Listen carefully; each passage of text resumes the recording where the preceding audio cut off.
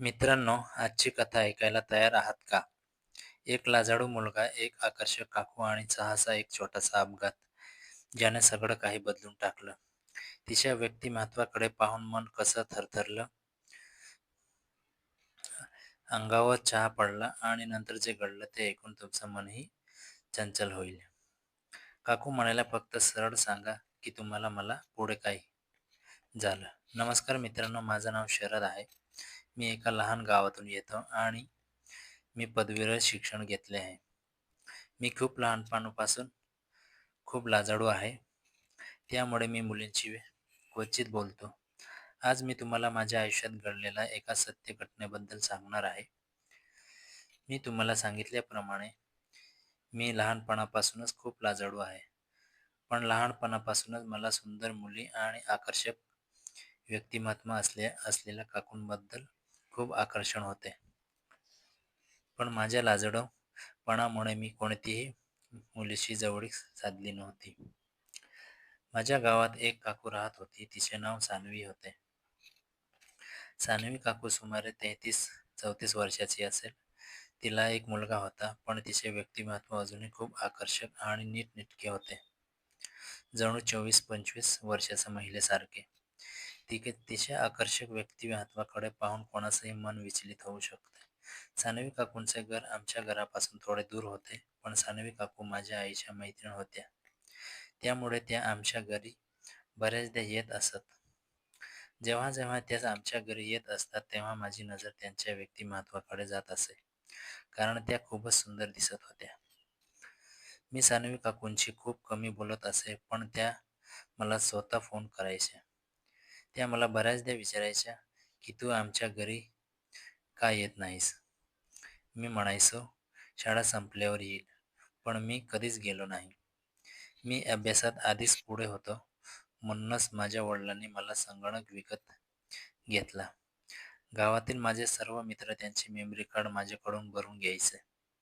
सानवी काकूंचा मुलगा मला memory card भरण्यासाठी दिले. मी त्यांना सांगितले, मी मोकळा झाल्यावर तुझे मेमरी कार्ड भरून देईन. तो म्हणाला, ठीक आहे. दुसऱ्या दिवशी रविवार होता आणि माझे आई वडील काही कामासाठी बाहेर गेले होते. दुपारी 12 वाजले होते. मी संगणकावर चित्रपट पाहत होतो. अचानक मला आठवले की मला मेमरी कार्ड भरायला दिले होते. मी ते मेमरी कार्ड लगेच भरले, कारण तो संध्याकाळी ते घ्यायला येणार होता. मी घरी बसलो होतो आणि कंटाळा येत होता. तेव्हा सानवी काकूबद्दल एक विचार माझ्या मनात आला, की सानवी काकू मला अनेकदा सांगते की तू माझ्या घरी कधीच येत नाहीस. आज मी तिच्या घरी जाईन आणि मेमरी कार्डही देईन. मी सानवी काकूंना मेमरी कार्ड देण्याच्या बहाण्याने त्यांच्या घरी निघालो. मी सानवी काकूंच्या घरी पोचलो तेव्हा त्यांच्या घराचा दरवाजा आतून बंद होता.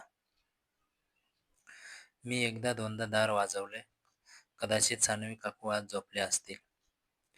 मी पुन्हा दार वाजवले. दार आतून उघडले. जेव्हा मी सानवी काकूंना माझ्यासमोर पाहिले, तेव्हा मी थोडा थबकलो. त्या साध्या घरगुती कपड्यात होत्या आणि माझ्या अचानक येण्याचे थोड्या आश्चर्यचकित झाल्या.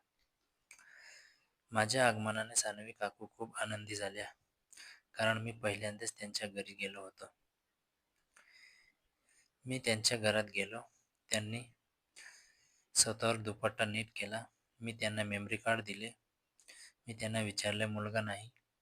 तिने सांगितले की मुलगा आणि काका एका नातेवाईकांच्या लग्नाला गेले आहेत. ते उद्यापर्यंत येतील.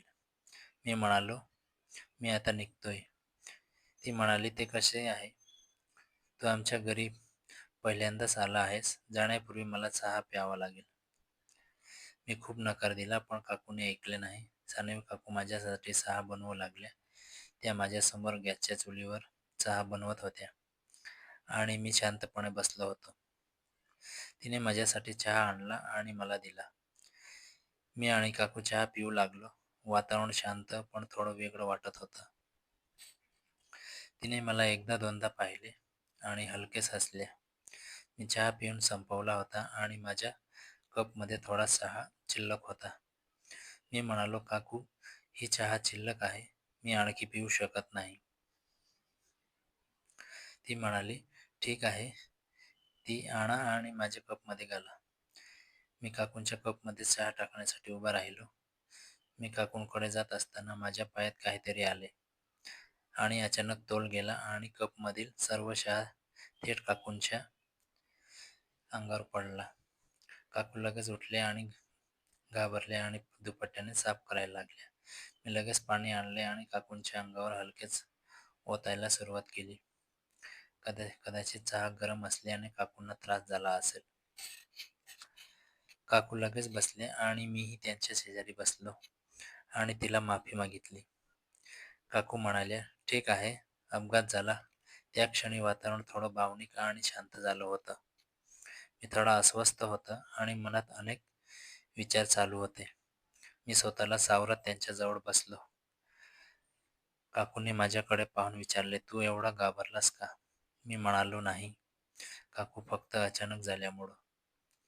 मी त्यांना म्हणालो, काकू तुम्ही खूप सुंदर आहात आणि खूप छान आहात."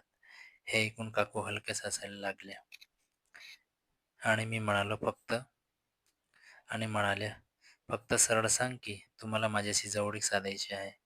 हे ऐकून मी अधिकच घाबरलो, पण वातावरणात एक वेगळीच भावना निर्माण झाली होती.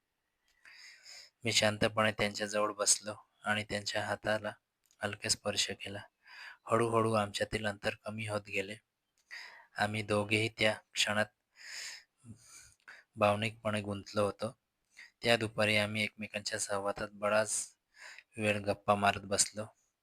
आमच्यातील संवाद, भावना आणि जवळीक यामुळे वातावरण अधिक मऊ आणि शांत झालं होतं. त्या वारंवार म्हणत होत्या, "शांत राहा आणि घाबरू नकोस." थोड्या वेळानंतर त्यांनी सांगितले, "आता उशीर होतोय, तू घरी जा." मी स्वतःला सावरलं आणि उठलो. त्या दिवसानंतर माझ्या मनात त्या प्रसंगाची आठवण कायम राहिली. त्या घटनेने मला आत्मविश्वास दिला आणि आयुष्यातील भावना समजायला मदत केली. ही होती माझी आणि काकूंची कथा. मित्रांनो, तुमचा प्रतिसाद माझ्यासाठी खूप खास आहे. कथा कशी वाटली ते कमेंटमध्ये नक्की सांगा.